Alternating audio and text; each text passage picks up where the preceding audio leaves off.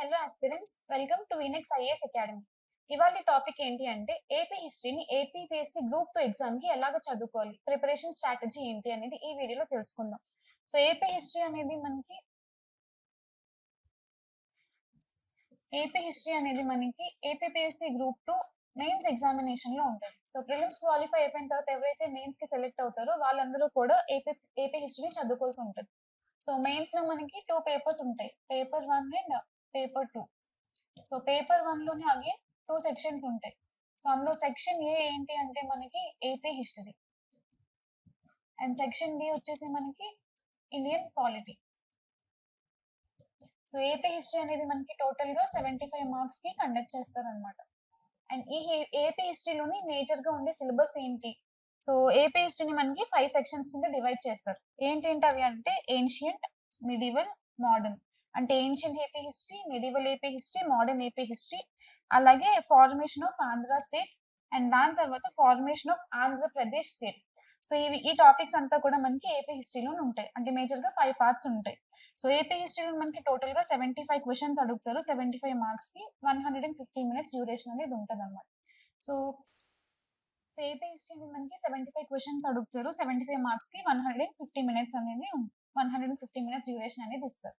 So AP హిస్టరీని ఎలాగ చదువుకోవాలి, better scoring ఎలాగ చేయాలి, and one of the highest scoring topic ఏంటి అంటే మనకి ఏపీ హిస్టరీ అనమాట.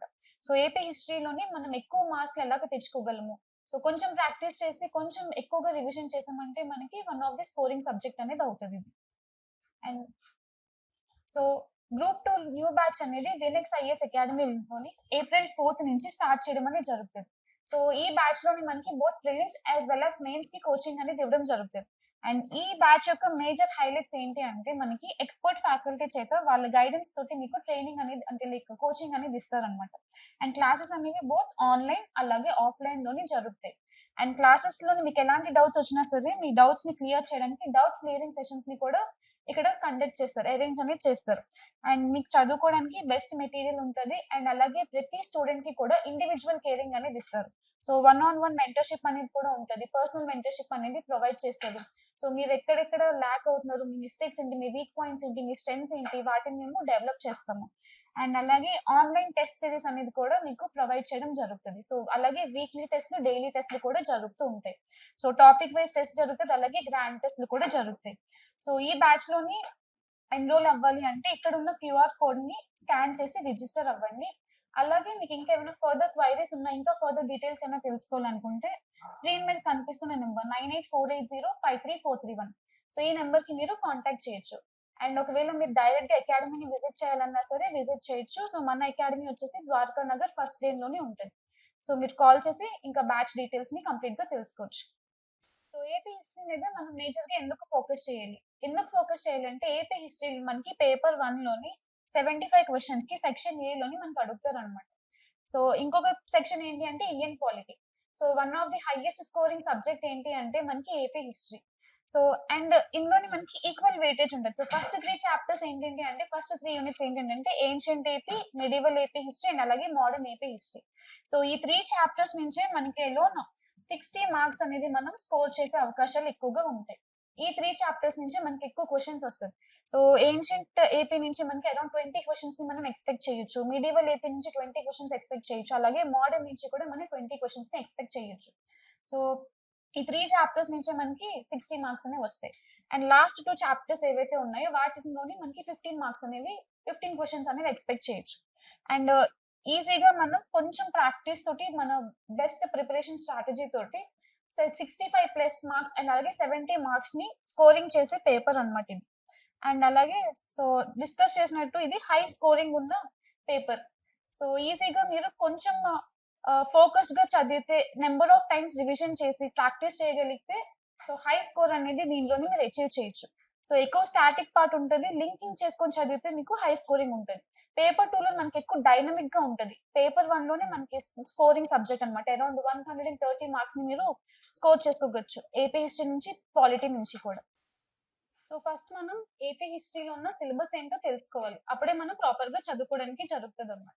సో ఈ ఏపీ హిస్టరీ అనేది మనకి 5 సెక్షన్స్ లో ఉంటుంది. ఫస్ట్ వచ్చేసి ancient AP history. So ancient AP history నుంచి మనకి అరౌండ్ 20 మార్క్స్ అనేవి మనం ఎక్స్పెక్ట్ చేయొచ్చు అనమాట. సో చాలా మంది ఏమనుకుంటారంటే 5 సెక్షన్స్ ఉన్నది కాబట్టి 5 సెక్షన్స్ నుంచి ఈక్వల్ గా డివైడ్ చేస్తారు. ఈక్వల్ నెంబర్ ఆఫ్ క్వెషన్స్ వస్తది. సో 75 మార్క్స్ కి పేపర్ కాబట్టి ఒక్కొక్క సెక్షన్ నుంచి 15 క్వెషన్స్ వస్తాయి అని అనుకుంటారు. కానీ అలాగ మనకి రావటం లేదు. సో లాస్ట్ ఇయర్ పేపర్ మీరు అబ్జర్వ్ చేసినా సరే ఫస్ట్ 3 చాప్టర్స్ నుంచి ఎక్కువ క్వెషన్స్ అనేవి వస్తారు. అరౌండ్ 20 క్వెషన్స్ అనేవి వస్తారు. So first chapter ancient AP history మనకి 20 మార్క్స్ కి అడిగితే 20 క్వెషన్స్ ఉంటది. One of the important chapter. So ఇందులో మనకి ప్రీ హిస్టారిక్ కల్చర్స్ అంటే like Palaeolithic, Mesolithic, stone ages అన్నమాట. సో ఈ స్టోన్ ఏజెస్ అనేవి ఆంధ్రలోని ఎలాగ డెవలప్ అయ్యి ఆ టైంలో ఉన్న మేజర్ కండిషన్స్ ఏంటి, అలాగే మెగాలిథిక్ కల్చర్ కూడా ఇక్కడ మనం చదువుకోవాలి. దాని తర్వాత శాతవాహనస్. సో ఈ శాతవాహనస్ అనేది లార్జెస్ట్ చాప్టర్. సో ఎందుకంటే అరౌండ్ 30 రూలర్స్ ఉంటారు. అండ్ ఆ 30 రూలర్స్ లోని ఇంపార్టెంట్ రూలర్స్ ఎవరు, వాళ్ళ టైటిల్స్ ఏంటేంటి, వాళ్ళ అచీవ్మెంట్స్ ఏంటేంటి మేజర్ గా. అండ్ దాన్ని ఒక్క దాని మీద ఫోకస్ చేయకుండా వీళ్ళ టైంలోని పొలిటికల్ కండిషన్స్ ఎలా ఉన్నాయి, రిలీజియస్ కండిషన్స్ ఎలా ఉన్నాయి, వీళ్ళు ల్యాండ్ గ్రాంట్స్ ఎవరెవరికి చేశారు, రిలీజియన్ ఎలాగ డెవలప్ చేశారు, సొసైటీలో ఉన్న మేజర్ కండిషన్స్ ఏంటి. అండ్ అలాగే ఇన్స్క్రిప్షన్స్. సో ఇన్స్క్రిప్షన్స్ అనేవి మేజర్ ఇన్స్క్రిప్షన్స్ ఏంటి, ఎవరెవరు ఇష్యూ చేశారు, అండ్ ఇన్స్క్రిప్షన్ లో ఉన్న మేజర్ ఇంపార్టెంట్ పాయింట్స్ ఏంటి, ఇంపార్టెంట్ టర్మ్స్ ఏంటి, వాటన్నిటిని కూడా మీరు ఫోకస్ చేయాలన్నమాట. అండ్ దాని తర్వాత ఇక్ష్వాకుస్ వస్తారు. సో ఇక్ష్వాకుస్ టైంలోని మేజర్ గా జరిగిన చేంజెస్ ఏంటి. ఇందులో మనకి మేజర్ గా 4 రూలర్స్ ఉంటారు. సో చిన్న చాప్టర్ కంపేర్ చేసే శాతవాహనస్ తోటి. సో ఈ 4 రూలర్స్ లో ఇంపార్టెంట్ రూలర్ ఎవరు, ఫౌండర్ ఎవరు, అండ్ వాళ్ళకి సంబంధించిన ఇన్స్క్రిప్షన్స్ ఏంటేంటి, అండ్ వీళ్ళ టైంలో అగైన్ ఎలాంటి political, social, economic, religious conditions ఉన్నాయి, ఎలాంటి ఆర్ట్ అండ్ ఆర్కిటెక్చర్ ని డెవలప్ చేశారు. సో వీళ్ళ టైంలోనే మనకి టెంపుల్స్ అనేవి కూడా మేజర్ గా స్టార్ట్ అవుతుంది. సో అవి ఎవరు కన్స్ట్రక్షన్ స్టార్ట్ చేశారు, ఇలాంటివి చదువుకోవాలి.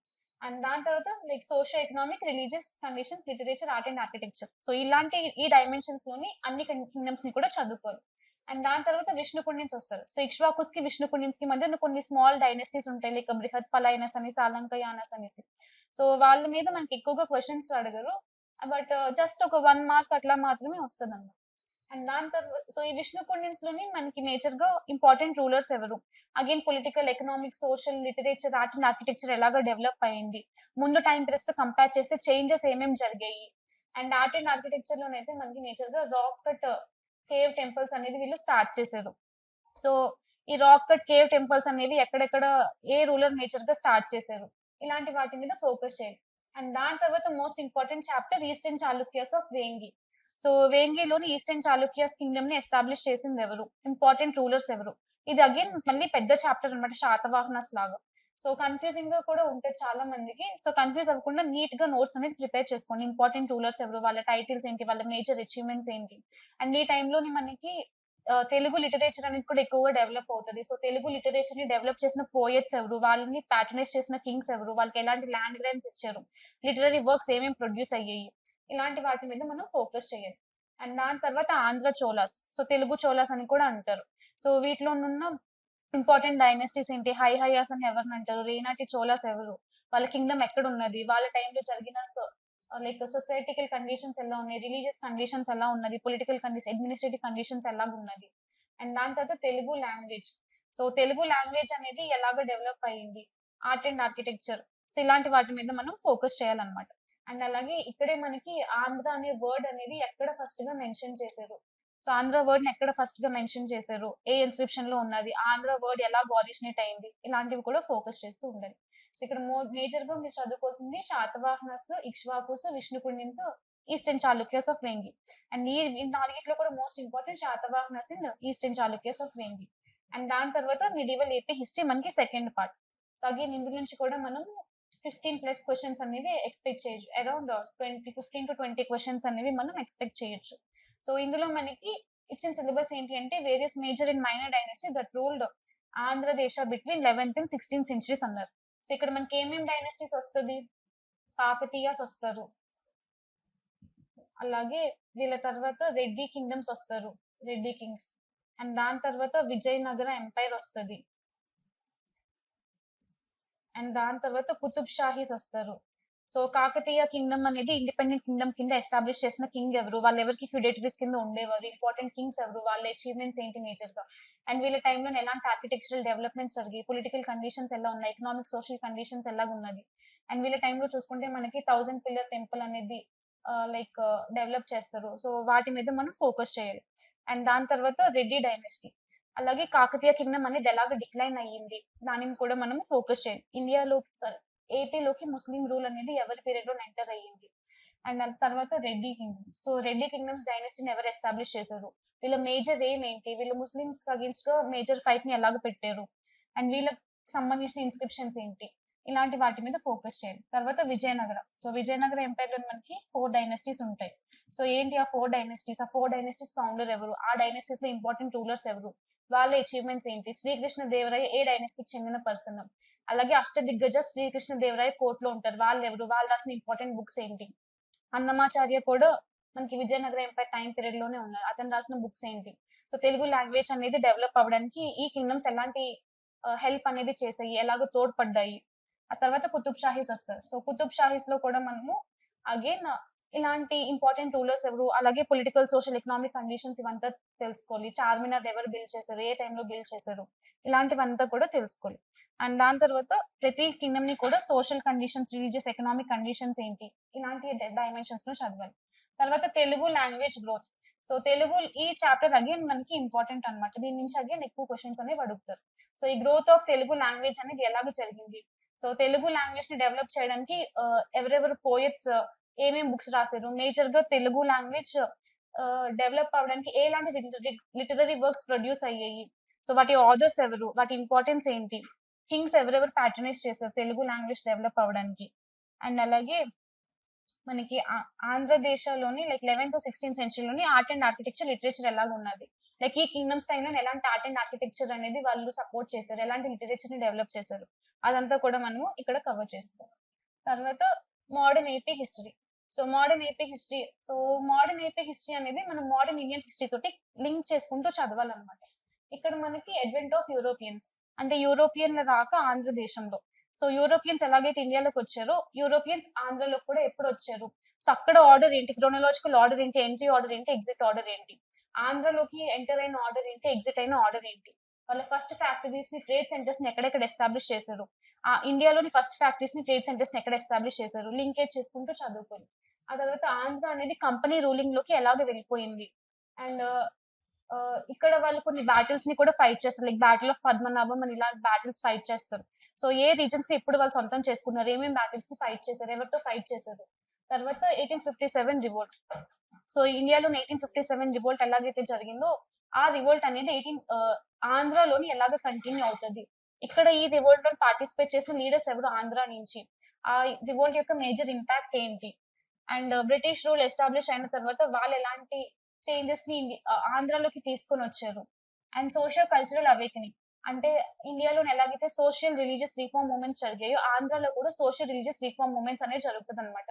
లైక్ రాజారాం మోహన్ రాయ్ గారు ఎలాగైతే ఇండియా వైడ్ గా సోషల్ రిలీజియస్ రిఫార్మ్ మూవ్మెంట్స్ ని స్టార్ట్ చేశారు, లైక్ అలాగే ఈశ్వర్ చంద్ర విద్యాసాగర్ గారు ఎలాగైతే వర్క్ చేశారో సోషల్ ఈవిల్స్ ని ఎలిమినేట్ చేయడం కోసం.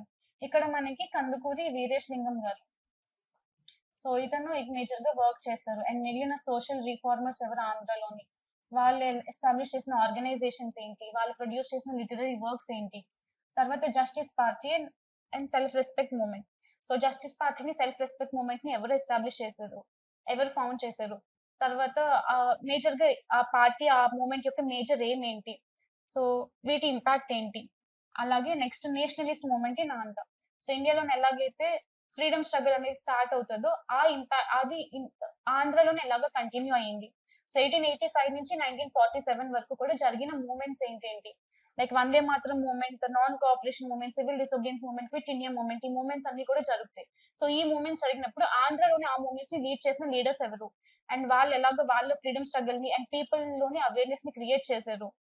అండ్ ఈ మూమెంట్స్ లో భాగంగా మనకి ఆంధ్రలో కొన్ని ఇన్సిడెంట్స్ జరుగుతాయి అనమాట, లైక్ కాకినాడ బాంబ్ కేస్ అనేసి, పల్నాడు పుల్లరి సత్యాగ్రహ అనేసి. సో అండ్ అలాగే ఇలాంటి ఈవెంట్స్ అనేవి మనకి ఎలా జరిగాయి, పెద్ద నందిపాడు నో టాక్సేషన్ మూమెంట్ అని, ఇలాంటి ఈవెంట్స్ అనేవి మనకి ఏ మూమెంట్స్ కి అసోసియేట్ అయితే జరిగాయి, ఏ మూమెంట్ లో భాగంగా జరిగాయి. సో ఇలాగా మనం తెలుసుకోవాలి. అండ్ అలాగే అల్లూరి సీతారామరాజు గారిని కూడా మనం తెలుసుకోవాలన్నమాట. సో రంపా రెబిలియన్ అతను ఎలాగ చేశారు. And next role of socialist, communist, అలాగే anti zamindari and kisan movements. So ఇక్కడ మనము ఎక్కడ ఫోకస్ చేయాలంటే ఈ మూమెంట్స్ యొక్క మేజర్ ఆబ్జెక్టివ్ ఏంటి, ఎవరు స్టార్ట్ చేశారు, మేజర్ ఎయిమ్ ఏంటి, ఇవి తెలుసుకోవాలి. తర్వాత growth of Nationalist poetry. So Nationalist poetry అంటే లైక్ ప్యాట్రియాటిక్ ఫీలింగ్స్ ని అవేకెన్ చేయడానికి రాసిన సాంగ్స్ ఏంటి, లైక్ పోయమ్స్ ఏంటి, ఇలాంటి వాటి మీద ఫోకస్ చేయాలన్నమాట. రెవల్యూషనరీ లిటరేచర్, నాటక సంస్థలు, అలాగే ఉమెన్ పార్టిసిపేషన్ ఏంటి, సో ఉమెన్ రోల్ ఏంటి, ఆంధ్ర నుంచి ఎవరు ఉమెన్ లీడర్స్ ఉన్నారు మేజర్ గా, ఇవంతా కూడా మనం మోడర్న్ ఏపీ హిస్టరీలో కవర్ చేస్తాం. సో ఇందులో మనకి అగైన్ ఇంపార్టెంట్ చాప్టర్ 20 మార్క్స్ అనేది మనము ఎక్స్పెక్ట్ చేయొచ్చు అనమాట. సో ఈ చాప్టర్ అనేది చాలా మందికి ఫెమిలియర్ గా ఉంటుంది, ఎందుకంటే ఇండియన్ హిస్టరీలోనే ఆల్రెడీ చదివి ఉంటాం కాబట్టి. అండ్ దాని తర్వాత 4th చాప్టర్ వచ్చేసి formation of Andhra state.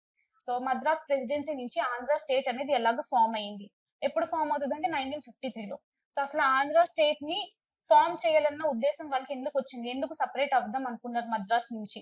And ఇక్కడ మేజర్ గా ఆంధ్ర మహాసభస్ అనేవి ఎలాంటి రోల్ ప్లే చేశాయి, సో ఆంధ్ర మహాసభస్ ఎక్కడెక్కడ జరిగాయి, అక్కడ ప్రెసిడెంట్ ఎవరు, ఎప్పుడు జరిగాయి, తర్వాత ఇంపార్టెంట్ లీడర్స్ ఎవరు, ఆంధ్ర స్టేట్ ని కోసం ఫైట్ చేసిన ఇంపార్టెంట్ లీడర్స్ ఎవరు, అండ్ ఆంధ్ర స్టేట్ ఫామ్ అవ్వడానికి మేజర్ గా లీడ్ చేసిన లైక్ లీడర్స్ అంటే ఈవెంట్స్ ఏమేమి జరిగాయి, తర్వాత ప్రెస్ న్యూస్ పేపర్స్ అనేవి ఎలాంటి సపోర్ట్ చేసాయి ఈ ఆంధ్ర మూవ్మెంట్ ని, అండ్ అలాగే library movement. So father of library movement అని కొమ్మరాజు లక్ష్మణ్ రావు గారిని అంటారు. ఎందుకు ఆ లైబ్రరీ మూవ్మెంట్ ని అతనికి అన్నారు, సో అసలు ఏంటి ఈ మూవ్మెంట్, మేజర్ ఏంటి, so folk culture, tribal culture ఏంటి, ఇలాంటి వాటి మీద ఎక్కువగా ఫోకస్ చేయండి. అండ్ ఇక్కడ మేజర్ గా మీరు ఆంధ్ర స్టేట్ అనేది ఎలాగ ఫామ్ అయింది, ఇంపార్టెంట్ లీడర్స్ ఎవరు, ఆంధ్ర మహాసభస్, వీటి మీద ఎక్కువగా ఫోకస్ చేసుకోండి. అండ్ ఇక్కడ నుంచి మనకి అరౌండ్ 7 to 8 మార్క్స్ అనేది మనం ఎక్స్పెక్ట్ చేయొచ్చు. అండ్ 5th చాప్టర్ వచ్చేసి formation of Andhra Pradesh state. So Andhra state form అయిన తర్వాత ఆంధ్రప్రదేశ్ స్టేట్ అనేది ఎలాగ ఫార్మ్ అయ్యింది. సో ఆంధ్రప్రదేశ్ స్టేట్ అనేది మనకి తెలంగాణ అలాగే ఆంధ్ర రీజన్స్ ని కలిపి ఫామ్ చేస్తారు. సో భాష ప్రాతిపదికన ఎస్టాబ్లిష్ చేస్తారు అనమాట. సో ఈ ఆంధ్రప్రదేశ్ స్టేట్ అనేది ఎందుకు ఫామ్ చేద్దాం అనుకున్నారు, అలాగే విశాలాంధ్ర మహాసభస్ ఎలాంటి రోల్ ప్లే చేసాయి, అండ్ ఈ ఏపీ స్టేట్ లేదా లింగ్విస్టిక్ స్టేట్స్ ని ఫామ్ చేయడం కోసం స్టేట్స్ రీఆర్గనైజేషన్ అనే కమిషన్ అపాయింట్ చేశారు. సో ఆ కమిషన్ ఇచ్చిన మేజర్ రికమెండేషన్స్ ఏంటి, అండ్ దాని తర్వాత జెంటిల్మెన్ అగ్రిమెంట్. సో ఈ జెంటిల్మెన్ అగ్రిమెంట్ అనేది ఎవరెవరికి మధ్య జరిగింది, సో సైన్ చేసిన ఆంధ్ర నుంచి సైన్ చేసిన లీడర్స్ ఎవరు, హైదరాబాద్ నుంచి సైన్ చేసిన లీడర్స్ ఎవరు, ఎప్పుడు సైన్ చేశారు ఈ అగ్రిమెంట్ ని, సో ఇందులో ఉన్న ప్రొవిజన్స్ ఏంటి. సో అలాగే ఆంధ్రప్రదేశ్ స్టేట్ అనేది మనకి 1956 లోని ఫార్మ్ అవుతుంది అనమాట. సో ఆంధ్రప్రదేశ్ స్టేట్ ఫార్మ్ అయిపోయిన తర్వాత 1956 నుంచి 2014 వరకు కూడా మేజర్ గా ఎలాంటి సోషల్ కల్చరల్ ఈవెంట్స్ జరిగాయి, సో లిస్ట్ ఆఫ్ అంటే లైక్ మేజర్ గా మనకి ఇక్కడ సీఎంస్ వాళ్ళ టైంలో జరిగిన మేజర్ ఈవెంట్స్ అనేది ఇక్కడ మనం చదువుకోవాలన్నమాట. అగైన్ ఈ చాప్టర్ నుంచి మనం 7 to 8 క్వశ్చన్స్ అనేవి ఎక్స్పెక్ట్ చేయొచ్చు. సో ఇది మనకి ఇచ్చిన సిలబస్. సో ఈ సిలబస్ ని మనం ఎలాగ చదువుకోవాలి, సో ఫస్ట్ ఎప్పుడు కూడా మీరు 3rd చాప్టర్ అంటే మోడర్న్ ఏపీ హిస్టరీ తోటి స్టార్ట్ చేయండి. ఎందుకు మోడర్న్ ఏపీతో స్టార్ట్ చేయాలంటే బికాస్ మోడర్న్ ఇండియన్ హిస్టరీ అనేది ఆల్రెడీ మనం ఇండియన్ హిస్టరీలో కవర్ చేస్తారు. సో ఆల్రెడీ మనకు టాపిక్స్ అనేవి ఫెమిలియర్ గా ఉంటుంది. సో అందుకే మనం ఈ చాప్టర్ ని ఈజీగా చదువుకోగలము. అండ్ చదువుకునేటప్పుడు ఎప్పుడు కూడా ఇండియన్ హిస్టరీని మోడర్న్ ఏపీ హిస్టరీ తోటి లింక్ చేసుకుంటూ చదవండి, అప్పుడు మీకు బెటర్ గా అర్థం అవుతుంది. అండ్ దాని తర్వాత 4th and 5th యూనిట్ ని కవర్ చేసుకోండి. సో 4th 5th యూనిట్ ని కవర్ చేసుకోవడం వల్ల మీకు ఇవి చిన్న చాప్టర్స్. అండ్ ఈ పీరియడ్స్ అనేవి ఈ టైంలో జరిగిన ఈవెంట్స్ అనేవి మనకు కొంతవరకు ఐడియా ఉంటుంది. సో అందుకని చెప్పి ఈ ఈవెంట్స్ అనేవి మనకి ఈజీగా అర్థమవుతుంది అనమాట. అదే ఫస్ట్ సెకండ్ యూనిట్స్ తోటి స్టార్ట్ చేశారనుకోండి, అందులో ఉండే టర్మ్స్ కానివ్వండి, కింగ్స్ కానివ్వండి, చాలా లెంతీగా ఉంటుంది, మనకు అంత ఈజీగా అర్థం కాదు. సో ఫస్ట్ 3, 4, 5 చాప్టర్స్ కంప్లీట్ అయిన తర్వాత అప్పుడు ఫస్ట్ యూనిట్ ని తర్వాత సెకండ్ యూనిట్ ని కంప్లీట్ చేసుకోండి. అండ్ మనకి ఫస్ట్ సెకండ్ థర్డ్ యూనిట్ నుంచి అరౌండ్ 60 మార్క్స్ అనేది మనం స్కోర్ చేసే అవకాశాలు ఎక్కువగా ఉంటుంది. సో మీరు ప్రిపరేషన్ ని 3rd యూనిట్ తో స్టార్ట్ చేయండి, తర్వాత లాస్ట్ లో సెకండ్ యూనిట్ ని చదువుకోండి. సో ఇలా చదువుకుంటే ఎక్కువ స్కోరింగ్ అనేది చేసే అవకాశాలు ఉంటాయి. సో చదువుకునేటప్పుడు ఎప్పుడు కూడా మనం ఏం చేస్తామంటే ప్రతి కింగ్డమ్ లోని కూడా so first and second chapters లో మనం చూసుకుంటే మనకి ఎక్కువ కింగ్డమ్స్ ఉంటాయి. అండ్ ఈ కింగ్డమ్స్ అన్నిటిలో కూడా social conditions, political conditions, economic conditions ఎలా ఉన్నది అనేది మనం తెలుసుకోవాలి. సో ఒక టేబులర్ ఫామ్ లాగా మీరు ప్రిపేర్ చేసుకోండి అనమాట. సో టేబులర్ ఫామ్ ఎలా ప్రిపేర్ చేసుకోవాలి అంటే ఎకనామిక్ కండిషన్స్ ఏంటి, పొలిటికల్ కండిషన్స్ ఏంటి, సోషల్ కండిషన్స్ ఏంటి, రిలీజియస్ కండిషన్స్ ఏంటి, art and architecture, literature. So ఇక్కడ మీరు డైనస్టీ అనేది నోట్ చేసుకుంటారు. సో శాతవాహనస్ డైనస్టీలో, కాకతీయస్ డైనస్టీలో, విజయనగర ఎంపైర్ లోని సో పొలిటికల్ కండిషన్స్ ఎలా ఉన్నాయి, ఎకనామిక్ కండిషన్స్ ఎలా ఉన్నాయి, అన్ని కూడా ఇలా ఒక టేబులర్ ఫామ్ లాగా, టేబులర్ చార్ట్ లాగా ప్రిపేర్ చేసుకుంటే మీకు ఈజీగా కూడా వాటిని కాంప్రహెండ్ చేసుకోగలరు. సో చేంజెస్ ఏమేమి జరిగాయి ముందు ఈవెంట్ కి నెక్స్ట్ ఈవెంట్ కి అనేది కూడా మనకి ఈజీగా ఇక్కడే ఒక దగ్గర కనిపిస్తుంది అనమాట. సో బెటర్ అండర్స్టాండింగ్ ఉంటుంది, అలాగే రివిజన్ కి కూడా మీకు హెల్ప్ అవుతుంది. సో ఇంపార్టెంట్ మేజర్ గా మీరు ఫాలో అవ్వాల్సిన బుక్స్ ఏంటి? సో బుక్స్ వచ్చేసి మనకి ఇంగ్లీష్ మీడియం వాళ్ళైతే టి రఘునాథరావు బుక్ అనేది ఉంటుంది. సో దానిని ఫాలో అవ్వండి. అండ్ ఇంకొకటి ఏంటి అంటే ఇంగ్లీష్ లో మనకి కంప్లీట్ గా సిలబస్ ని కవర్ చేసి మార్క్స్ అనేవి తెచ్చుకోవడానికి ఎక్కువ సోర్సెస్ అనేవి లేవన్నమాట. సో పి రఘునాథరావు బుక్ తీసుకున్న తర్వాత మీరు ఖచ్చితంగా హనుమంతరావు గారి బుక్ కానీ, జోగి నాయుడు గారి బుక్ కానీ మీరు డిపెండ్ అవ్వాల్సి ఉంటది. సో ఓన్లీ రఘునాథరావు గారి బుక్ ని చదివి మేము ఏపీ హిస్టరీలోని మార్క్స్ ని తెచ్చుకుంటామంటే ఎక్కువ మార్క్స్ అనేవి సాధ్యం కావు. ఇది జస్ట్ మీకు ఒక హోలిస్టిక్ అండర్స్టాండింగ్ ఇవ్వడానికి హెల్ప్ అవుతుంది. ఆ తర్వాత మీరు తెలుగు సోర్సెస్ మీదే కంప్లీట్ రిలై అవ్వాల్సి ఉంటది అనమాట.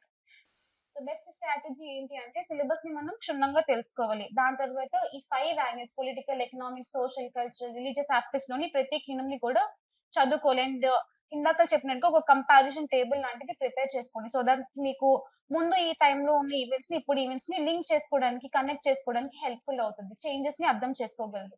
So flow charts, time lines లాగా కంపారిజన్ టేబుల్స్ లాంటివి యూజ్ చేసుకోండి. అండ్ మీరు ఎంత చదివినా సరే రివిజన్ అనేది మస్ట్ అండ్ షుడ్ గా చెయ్యాలి. సో ఏపీ హిస్టరీలో నెంబర్ ఆఫ్ టాపిక్స్ ఉంటారు, నెంబర్ ఆఫ్ కింగ్స్ ఉంటారు, నెంబర్ ఆఫ్ లైక్ పోయట్స్ వాళ్ళు రాసిన బుక్స్ అనేవి ఎక్కువగా ఉంటది. సో అంత ఎక్కువ మనకి మ్యాటర్ గుర్తుండాలి అంటే నెంబర్ ఆఫ్ టైమ్స్ రివిజన్ అనేది ఖచ్చితంగా చేయాలి. సో మినిమం 3 to 4 రివిజన్స్ అనేది మీరు చేయాల్సి ఉంటది. అండ్ అలాగే రివర్స్ ఇంజనీరింగ్ టెక్నిక్స్ ని ఫాలో అవ్వాలి. సో రివర్స్ ఇంజనీరింగ్ టెక్నిక్స్ అంటే ఏంటి అంటే ప్రీవియస్ ఇయర్స్ పేపర్స్ ని అనలైజ్ చేసి అందులో ఇచ్చిన ప్యాటర్న్ ని మనం తెలుసుకొని ఎక్కువగా రిపీటెడ్ థీమ్స్ ఏంటి ఉన్నాయో తెలుసుకొని వాటి ద్వారా ఆ టాపిక్స్ మీద ఎక్కువగా ఫోకస్ చేసి మనం ఎక్కువ మార్క్స్ ని తెచ్చుకోవడం అనమాట. అండ్ అలాగా టెస్ట్ లో రాసినప్పుడు ఏవైతే మిస్టేక్స్ చేస్తారో వాటిని కరెక్ట్ చేసుకొని ఎక్కువ మార్క్స్ ని సంపాదించుకోవడం. సో ఇది మనకి బెస్ట్ ప్రిపరేషన్ స్ట్రాటజీ. సో ఇలాగ మీరు కనుక ప్రిపేర్ అయితే అండ్ ఏపీ హిస్టరీ అనేది స్కోరింగ్ సబ్జెక్ట్ కాబట్టి ప్రాపర్ రివిజన్ తోటి, ప్రాపర్ ప్లానింగ్ తోటి ఖచ్చితంగా మీరు 65+ to 70 మార్క్స్ అనేది సాధించుకోగలరు.